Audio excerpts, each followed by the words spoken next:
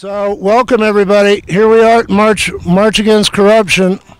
There's a lot of corruption to talk about, but our first guest is Sally Alice Thompson, who has to go to another engagement pretty soon, so I'll make a couple quick remarks and then bring her up here to speak. Sally Alice Thompson, as you may recall, just walked all the way from Albuquerque to Santa Fe at 91 years old to get money out of politics. So we're here for every phase, every stage of corruption, and corruption is all around us.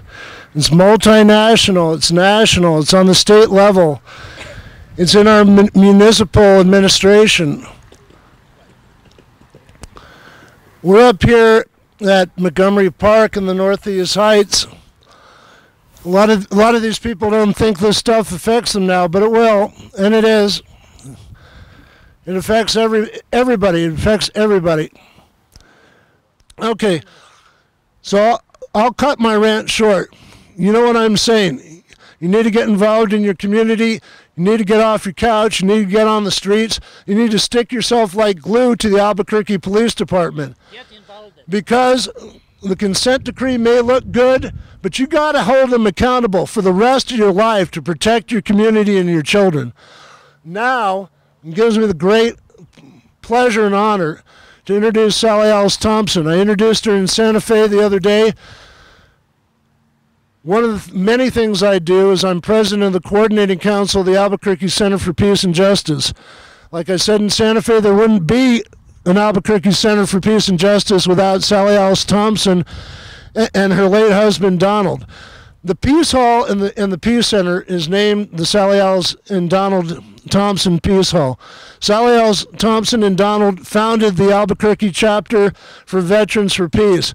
Sally goes to every rally. She is the activist. She has got more signatures on our Move to Amend petition to get money out of politics and state that corporations are not people than anybody in the state. She's got tons of signatures for Common Cause, for Public Citizen on the same issue. She goes to Martin Heinrich's office. She goes to Tom Udall's office. She lives in Michelle Lujan Grisham's office. Everybody in the state knows her. She's absolutely amazing. She wants human rights for everybody. She wants an end to all wars.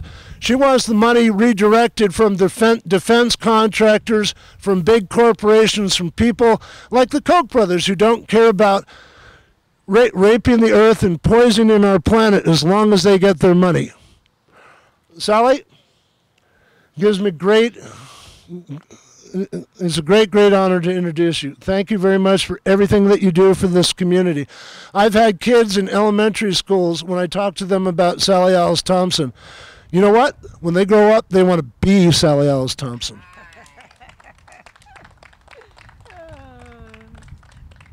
Well, thank you for that effusive introduction, Tom.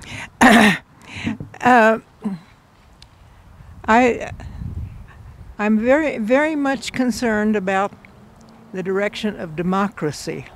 The word democracy is derived from the Greek. Demo means the people, and krasi means rule. So we want, if we have a democracy, the people rule. And our Constitution begins with the words, "We the people," not we the corporations. But unfortunately, our Supreme Court has a long history of giving personhood to the corporations, and each time it gets a little worse. When it finally ended up with the Citizens United, which is a very badly misnamed ruling. It isn't Citizens United, it's Citizens Divided. But that reminds me of what is happening in this country. Our population is very, very polarized.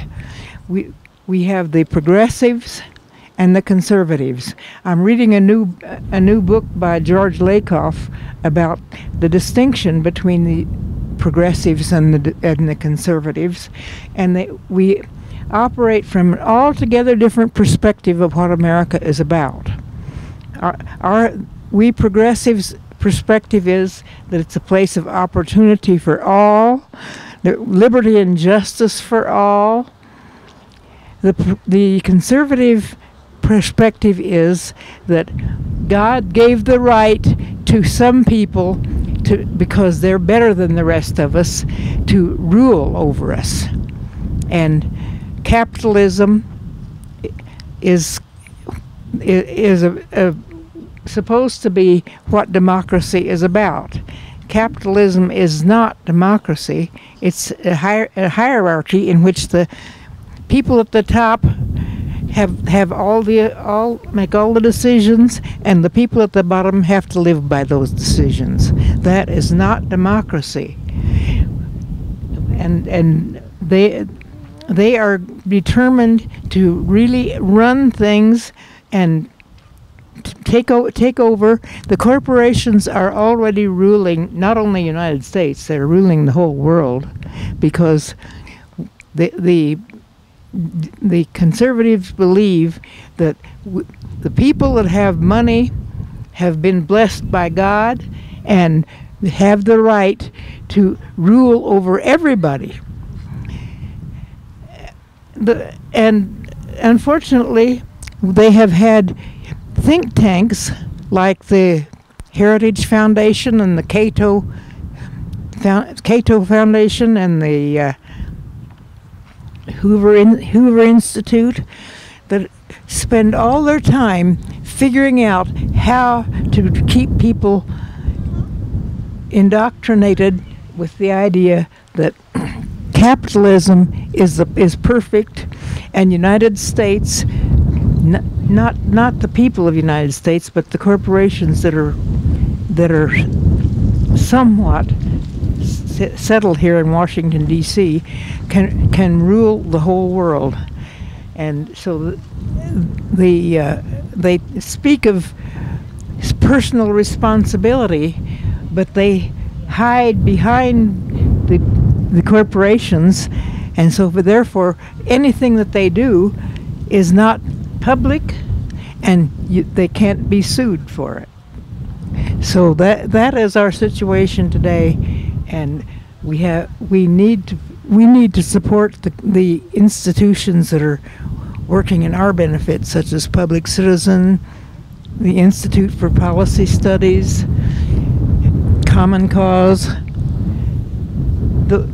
Those are the institutions that need our support, so that they also can find scientific ways to represent us and to teach people that about the indoctrination that has been going on for many, many decades here in the United States. So I hope that everybody will vote tomorrow. Tuesday, but we need to have more parties.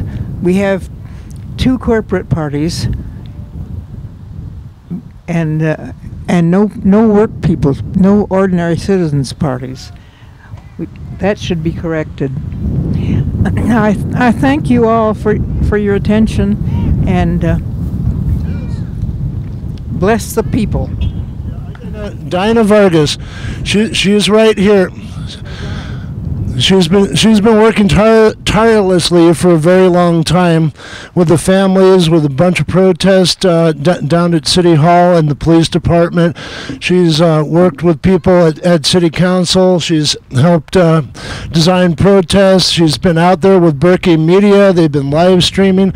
We've been trying to revive the local media. One way that we're doing that is by getting this all over the internet, YouTube and Facebook. Berkeley Media has been reaching out to a lot of people in the community. Hi everybody. A little short for this, but I usually don't need a mic because I'm usually just loud anyway. It's just my nature. But I did invite Robin Hammer here today in part because through protests we're always no justice, no peace. And what exactly does that mean? And so those little bit of words, I just started to like think about them all the time. No justice, no peace. And so for me it was hard to say, well, there's no justice because sometimes we have to blame people, right, like our lawless mayor, for things. And I was directing a lot of like energy towards Robin Hammer, and yet I never had a conversation with her. So one day I stopped her, I guess in Civic Plaza, which isn't really civic because people aren't really allowed to collect there together. But I stopped her and I had a conversation, just small conversation to even start the process of, well, am I protesting the right person or not, And so at the end of the day, I'm able to reach out and ask questions if I have them, and then equally, sort of bring things to her attention or other people's attention about what is or what isn't. But I'd like to introduce Robin Hammer. I think we should all give her our undivided attention. And Robin Hammer.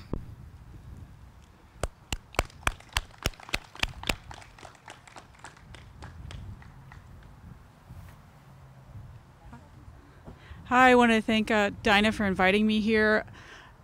And as Dinah's chant is, as it's been at many protest marches, no justice, no peace. And justice means all of us. It means all of us working together with Albuquerque, with the city government, and with agencies such as the Civilian Police Oversight Agency to hold accountable people that need to be held accountable, but also lift up the people that need to be lifted up. So what it really means is that we are all responsible for the justice that we have here in the city of Albuquerque. And I've worked with Dinah and others to make sure that people know that there's an avenue to complain about the police, and that my office fully investigates those complaints. But also part of that is that to have a dialogue with the police, and that when we complain about the police, I sit down with the administration and tell them what the problems are, and as well as our new program is going to encourage mediation through many of the complaints, so that people who have an issue with an individual officer can sit down one-on-one with an officer and tell them exactly how they felt. And then the officer can explain what he was thinking or she was thinking at the time. So it's through understanding and knowledge, I think, that we can all come together to believe that we live in a city that everyone wants to be safe in, and that everyone has a responsibility to keep that city safe. And it's through this dialogue with the police, dialogue through city government, as well as dialogue through the community that we know. Everyone here knows lots of people, and to understand that we are all responsible for that we all have a role to play in making sure that there is justice, so therefore there can be peace. And that's a big part of hopefully the dialogue about mental health, that the people who need mental health treatment, which is sorely lacking in our city, can get it. So they don't have their primary source of resources is not calling 911 for APD to respond to a mental health issue, that it really is that there are providers out there that can assist with them, and that that we can all lift up the community that we so dearly love, and help it make a better place. So thank you, and I look forward to working with all of you in the future. Okay, so another beautiful face in the audience is Mr. Ray Garduño. He has often served as an ally for us on City Council. Well, I'm going to start it off a little differently, and let's make some noise.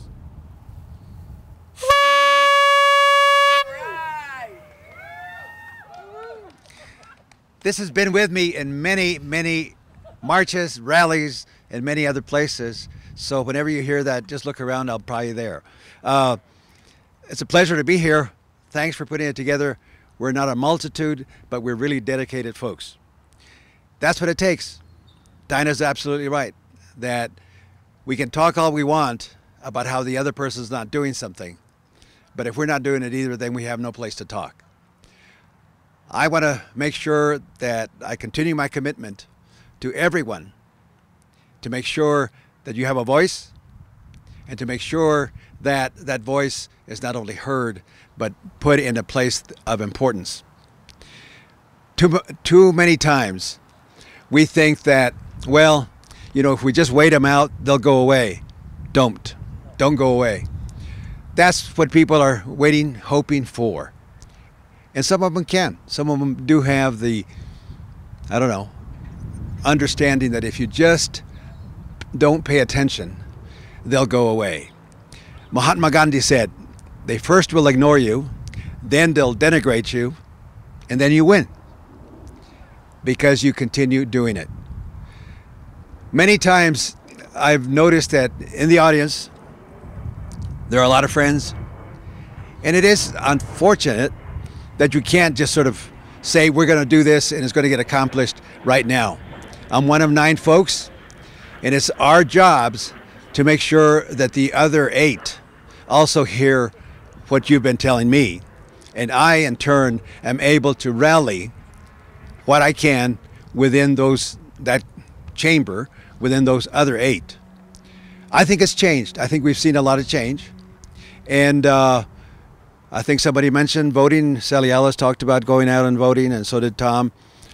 Well, if you don't vote, or if you think that, you know, it's never going to change, they're all a bunch of whatever, rascals, and the best thing to do is just not pay attention to them, you've lost already. Because that's what they want you to do. Voter suppression is not some kind of magic formula in making sure that people don't go out to vote. It's just discouraging all of us. And once we get discouraged, then we think, you know what? Why vote? That's exactly what they want you to do and exactly what they want you to say and believe. It'll change. It'll change over time. I think we've gone a long ways. For instance, this agreement with the DOJ, it's a court-ordered agreement. No way to get around that. So the city needs to pay attention, not only to the changes in procedure, not only to the changes in the way it's written, but also in the way that the community is going to be treated. You, us, we have the duty to make sure that when something like that is not being done or is not being followed, that we make sure we do. We are the pressure point. They can't escape it until we all give up. And I haven't given up. That's why I carry my reminder. Yes, it's my, what is it? I don't know how old it is, but probably not as old as I am. Right. So, again, be sure that you keep the pressure on. No way can they escape that unless you let them.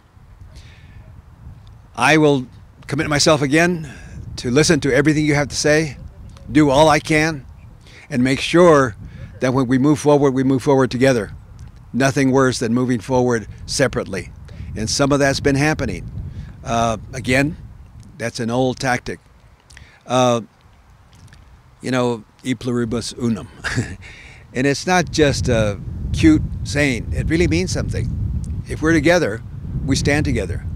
If we're apart, we fall apart. Thank you very much.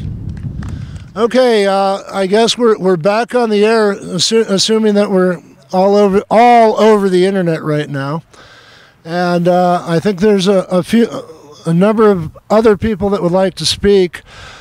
I think right now I'm going to bring up this guy that I've known for close to 3 years at least. I was introduced to him by Vecinos United, and after I had met a number of the families at City Council who've lost their loved ones to APD. This guy's name is Ken Ellis Jr., and his son was an Iraq vet that returned here, and I think he was sort of like jacked up and mistaken identity in a what they thought was a stolen car ring or something like that. But unfortunately, after a standoff, his son, Ken Ellis III, lost his life to APD officers. Ken, if you'd address us, please. Ken has been working extremely hard in this community. He has moved from his own community to be here, and he's never going to stop until he gets justice. No justice! No peace! Thank you, Tom. Thank you, Tom. Glad to see everybody showed up. I'd like to see the park full of people. That would be great. So we got our consent decree yesterday, and now it's going to be up to each and every one of us to make sure that that consent decree is adhered to and that it is implemented fully. So we need the community to step up and help the monitors monitor. So we need to monitor our federal monitors, and we need to monitor our police department and our consent decree to make sure that we're getting what we need.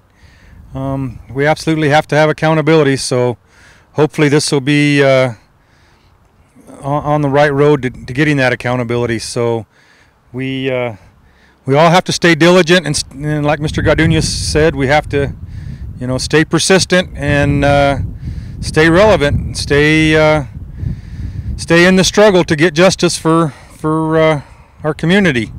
So thank everybody for showing up, and God bless. Thank you.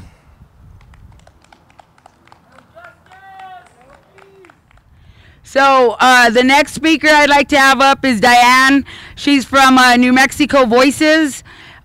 She started a little grassroots media outlet too, because as people we were forced to do that, right? Because the media doesn't get our stories right. ABQ don't get our stories right. The mayor don't answer our phone calls.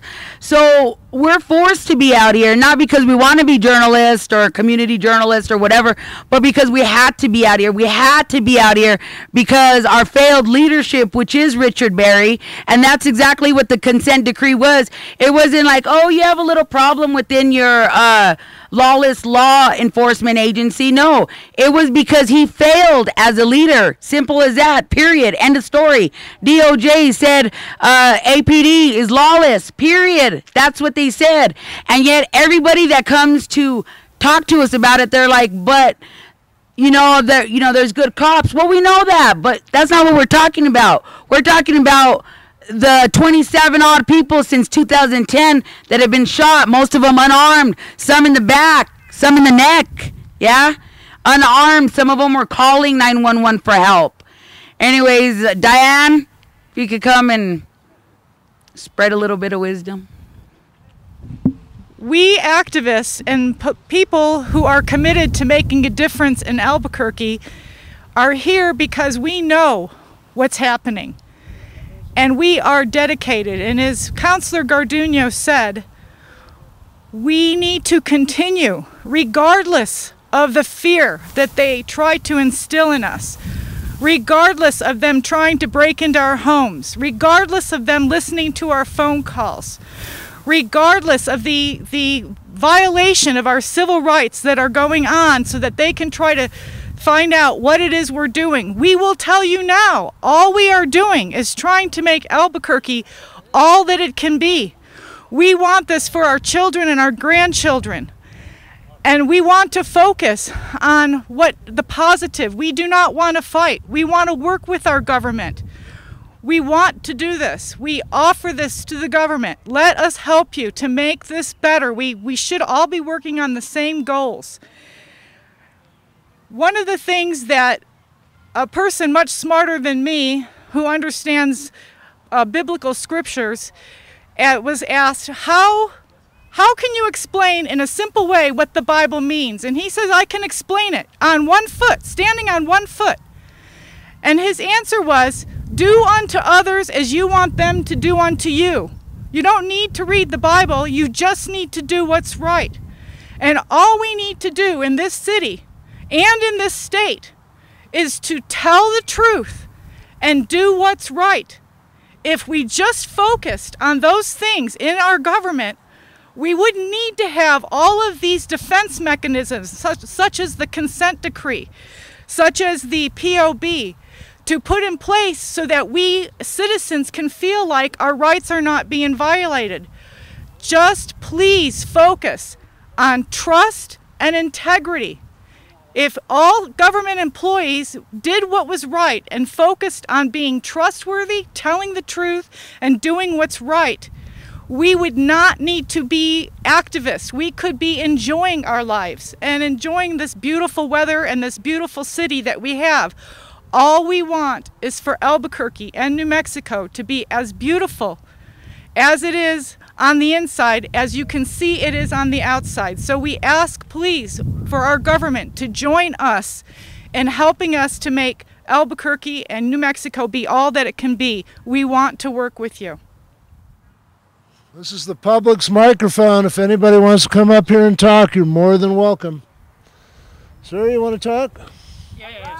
Why not? And what's your name again? Ted. Well, this is Tad. I sort of forgot his name, but I've seen him at City Council forever, and he never stops fighting for justice either. Oh, thanks a lot.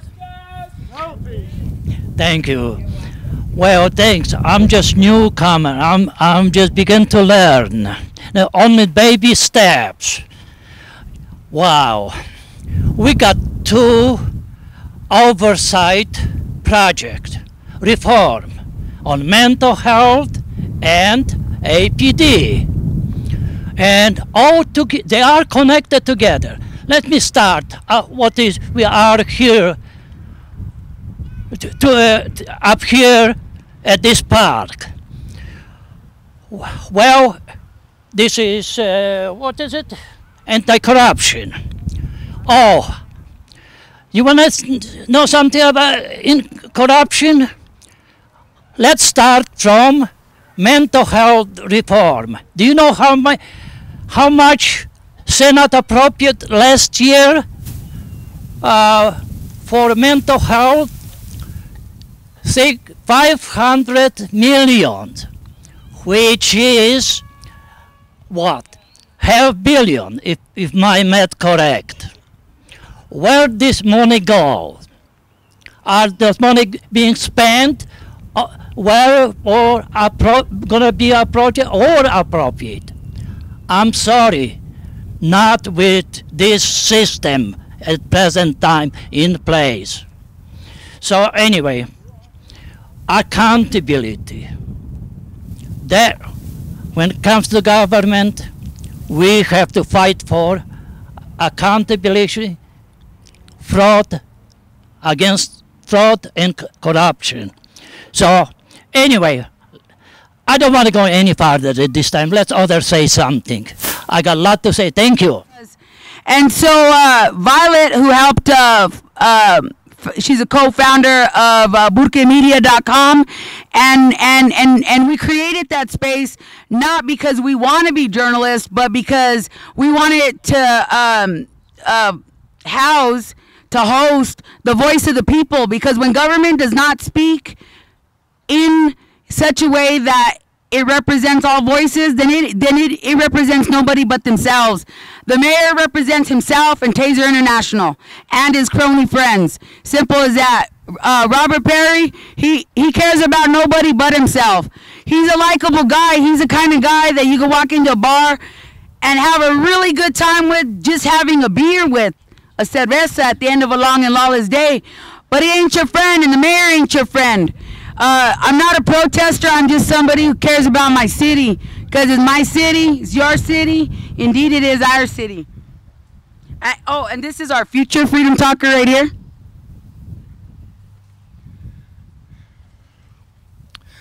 I'm 28 years old, and I'm pretty sure that I'm the youngest person here. Well, yeah, next to my kid. And that's kind of sad. It does not give me hope for my generation or the people to come after me. And it shows just how much the media has been working to corrupt the youth, to corrupt people that are not in the generation that they've already had control over, that you guys have woken up from. You guys have been out here fighting for years and years against the same thing that we are now trying to rise up against. And it seems that this battle has been going on for too long. The corruption is not only the mayor, the CAO. It goes beyond that. It goes up to the governor. It goes up to the senators. It goes up to the president. Everybody in this government is corrupt. Everyone has had their pockets lined by somebody who is wanting something. And it is disheartening that nobody in my generation can see this. It is sad that nobody can stand and say, this is not right. You are taking away resources not only from me, but from my children. So I stand out here and I talk to people and I say, why is no one out here with us? There's a group of 20 maybe here, and that is it. If we want this to change, people have to stand up. People have to be in their communities, not only talking to friends and family, they need to be talking to people that they do not know. We each have to go out and get somebody else who is not involved. Every one of us. And you guys have to talk to people who are not only your generation, but you need to start talking to people of my generation, the younger generation. If we forget the children, who will be there to fight when every one of you is gone? We have to remember that we are trying to stand as a group and as people united. That is no longer black and white, it is no longer Hispanic and Mexican. We are all together in this fight. And if we do not stand together, everyone will lose. And hopefully one day we can all rise above this corruption.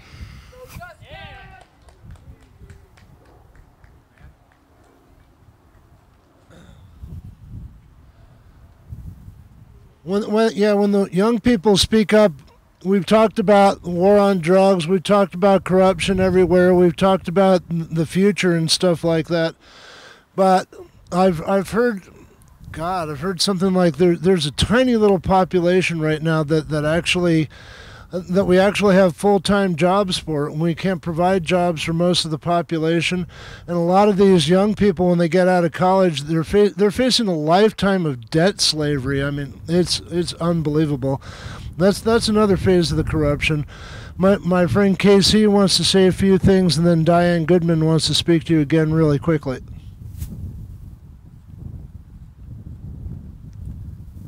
I'm Casey Guest. You know, I can tell you from firsthand experience, I ran a TV show, which Mayor Barry took away our station, by the way. And the mega churches. But he gave it to his best friend from Calvary, Rick. Anyway, so basically my show, it was a political rock show. We took bands from all over the state and put them in a studio with politicians. And it was amazing. But it was to get the youth involved. That's what we were all about, to get the youth involved in their future. And it was working.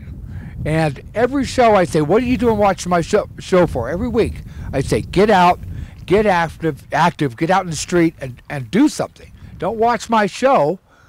Go out in the street and do something about your community. And when Occupy came up, and I thought, well, maybe I might have had something to do with it because our show was getting so big. But the solution is to talk and interact with Mayor Barry and the chief of police. But the problem with that is they have a mindset, okay? I wouldn't call it corruption. I call it just being insane. Their mindset is that they have to protect themselves over us. It's either me or them. And the reason why is because they say, okay, police safety. I can't tell you how many times they mention that. You try to talk to them, police safety over community safety, which is bullcrap, because it's the community they're supposed to serve. So they got lost somewhere. And I'd say a lot of the attitude that is killing is because we have this stupid war that George W. Bush started, okay? And by the way, he's responsible for ISIS. Nobody else is. And Reagan, too. Reagan had a lot to do with it. He funded these guys. But basically, you got people coming back from the war, and they can't find work. They're military people. That's all they do is kill. That's what they were trained to do, is kill.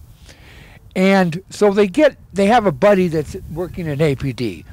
Well, APD recruits within itself. That's how they get people to join the force. One guy says, okay, I want my buddy to join, and he gets his buddy to join, and it's like a big pyramid scam, okay? But this is how they recruit. So they have all these military people that all they know how to do is shoot and kill, and so their buddy gets them into force, okay, and then they get another buddy that comes back, fresh from the war, and all he knows how to do is shoot and kill, because that's the way they're trained, okay, and we can't put them anyplace else because they don't work anyplace else because they're killers. They're trained killers for our country. And so the only places they can go into is security outfits and police. And this is where they end up, and this is where we end up with violent attitude. The attitude of kill or be killed, shoot or be shot. And it's that attitude right there that is responsible for a lot of these police shootings. Also, it's not just, the attitude is, it expands. Their excuse is, well, what if? What if he has a gun? What if he shoots me first? What if? They're killing citizens based on what if. A what if is nothing. There is no what if. A what if is something could happen but has not happened. That's what a what if is. So if you talk to the police, you're going to find it's a lot harder than what you think to get these people to change because their mindset. It's in their head. They're not corrupt. They're wacko. Okay? They've been convinced that they're at war with us, that Albuquerque wants them dead.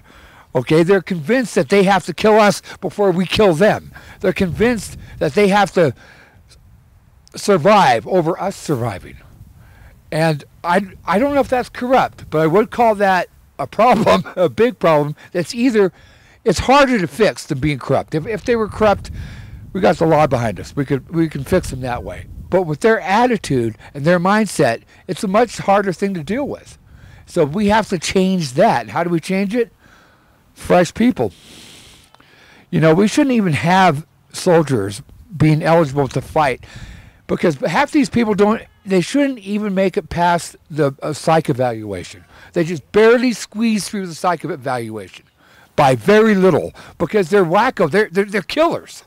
Okay, and a friend of mine, she's a doctor, and she's a wonderful person, and we're her backup family because she's gay, and her son was in Kung Fu, and so being the backup family, we took her son to Kung Fu every week.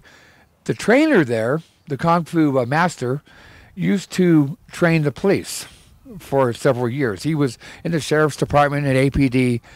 And so I talked to him about it. You know, I said, okay, you train these guys. How do you feel about things? And everything I just said, that attitude, he had. So he's training these kids that come in to be police, he's training them to have an attitude to kill or be killed. Okay, the attitude of what if? And that was his whole defense. And so he's not a trainer anymore, but this is where it goes. And it starts from the beginning when they come in to get trained. So how do you fix something like this? And I say one-on-one. You know, just like troops can't win this war on terror, it has to be intelligence. It has to be more personal. But this is how we fight APD, one-on-one. Talk to them, man. You'd be surprised at how willing these police are to talk to them. But the next thing is that when you talk about us and them, okay, Tom is talking about the corporates.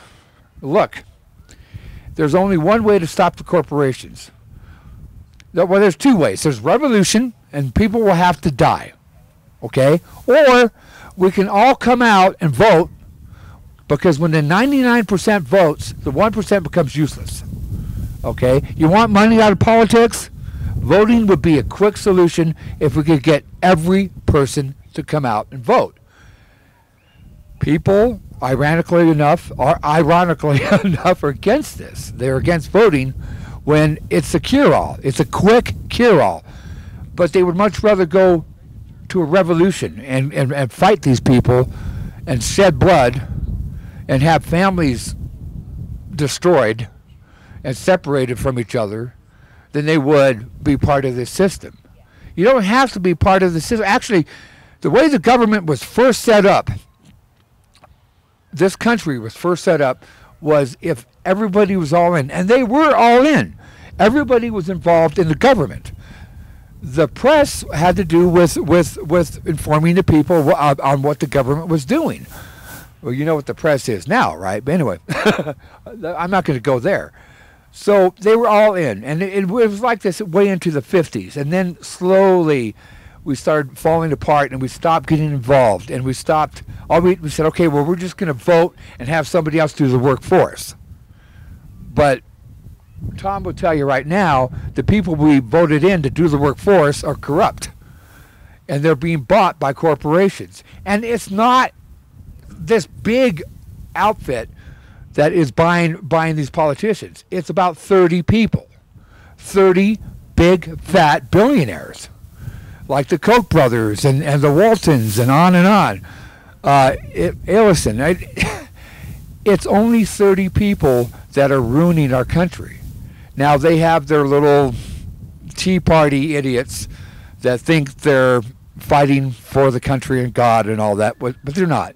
They're fighting for corporations. And so we have to get involved. That's all I'm saying.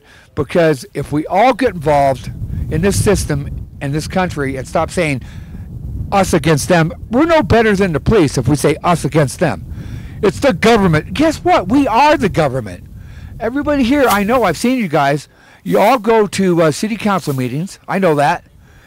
You're being part of the government there because you're making decisions. You're helping govern. When you go to Senate, and I've seen you guys at Senate, okay, and I know that Tom's been at Senate, and so is Lemoyne. And you go to Senate meetings, and you have a chance to talk even. But and county, you go to county council meetings, and you get involved and be part of the system. Did you know that every one of us could pass a law right now?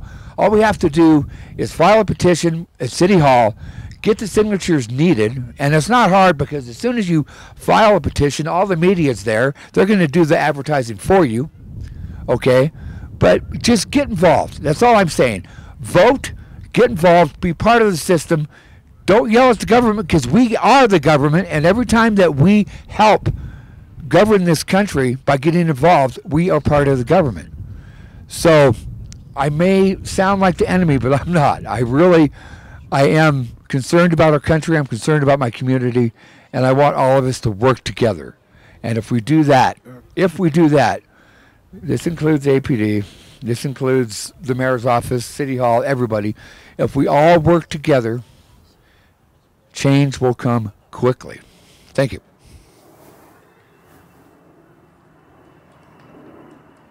Thanks, Casey. Diane, did you want to get up and say something else here? Thank you. Two relatively quick announcements. One is for those that are interested in a solution, you can attend an online course for forensic accounting at Coursera, Coursera.org. They have a course. It starts on Monday. You don't have to pay for it. It's free, and it's by some very well-known people in the forensic accounting area. So you can educate yourself if you want to start investigating the accounting. The second thing I would like to mention is Councilor Harris is in my district, and I asked to meet with him, and he agreed. I submitted a proposal to him so that we could have dialogue and solutions from the citizens from the ground up. And so I'm working with his policy analyst, Lindsay Burkhart, who's a millennial, 22 years old, and a little dynamo, quite frankly, very progressive and open to new ideas and fresh ideas. And so she and I are working on scheduling those meetings. Anybody is invited to those meetings. It's going to be a positive, productive time. It will not be an attack time, but we will look at the issues that we as citizens have concerns with, not just with APD, because there's a lot of people that are working on that, but with other things that need to be addressed within our government. And we will look at how to solve those problems together as in unity. So you should look for announcements on when those meetings will occur. You can find those announcements on burkemedia.org. nmvoice.com. Police complaints, peace and justice. I'm presuming you'll let nmvoice.org, and we'll be announcing it anywhere else that people will let us get the word out. So we hope to see you there, because it's a time that we should start having dialogue, as Dinah suggested, or that Dinah did, and open the door to people that we think may be our enemies when in fact they may not. And we'll work together and move Albuquerque in one upward direction.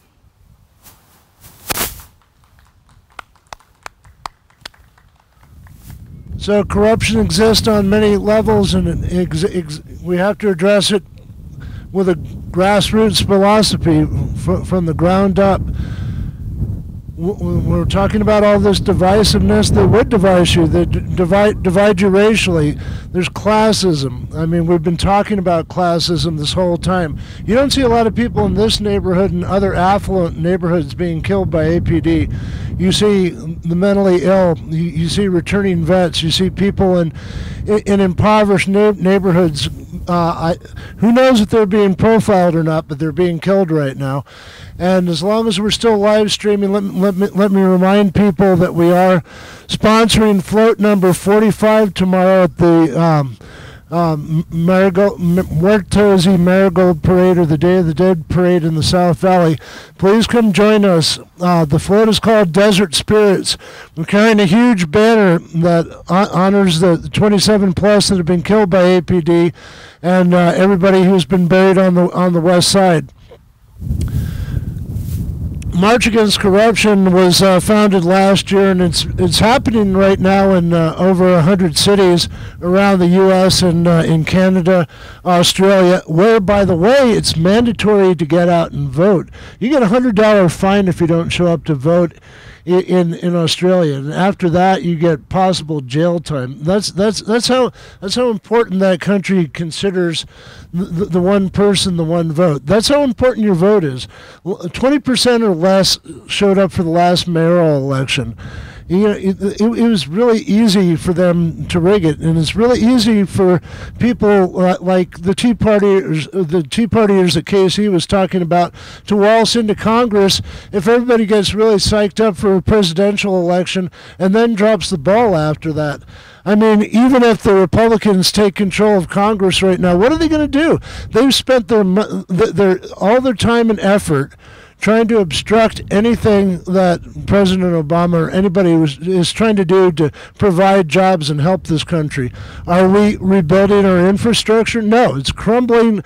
It's crumbling at our feet. It's totally crumbling at our feet.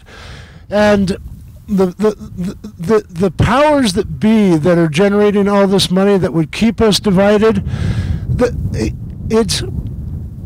they want this to happen. They've got us so fearful from things like 9/11 and terror threats and Benghazi and Ebola and all this stuff that we're afraid to go out of our houses. And you want to be a radical, you want to be a community activist, here's your first step.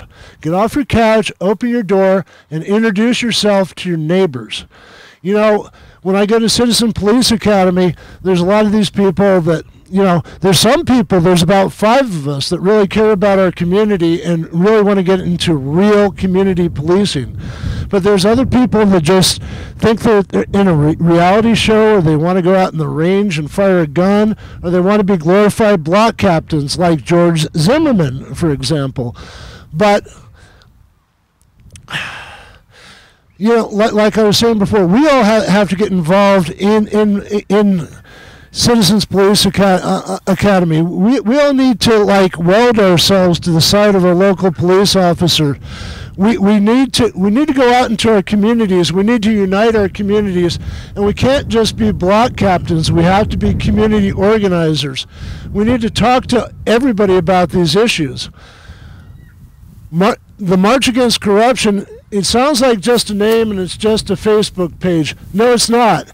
It's the beginning of a sustained movement that's not going to go away. You're going to hear March Against Corruption for a long time now. I'm associated with the Peace and Justice Center. There's Burkey Media. There's other groups. March Against Corruption is not going to go away. City Council and APD is going to be sick of hearing March Against Corruption. There may not be a lot of people out to these rallies, but there's going to be people looking on the internet all the time, and all of a sudden they're going to see a march against corruption. And you know what they're going to think? They may finally wake up and realize that just because they see the consent decree and the DOJ taking care of things, that everything's fine and dandy with APD and the corruption around here. It's not. It's not. It won't be. It's going to morph. It's going to take different forms. When I hear people like David Correa and Richard Moore talk about the history of police violence in the city, it hasn't gone away. It's been the Wild West for a long time.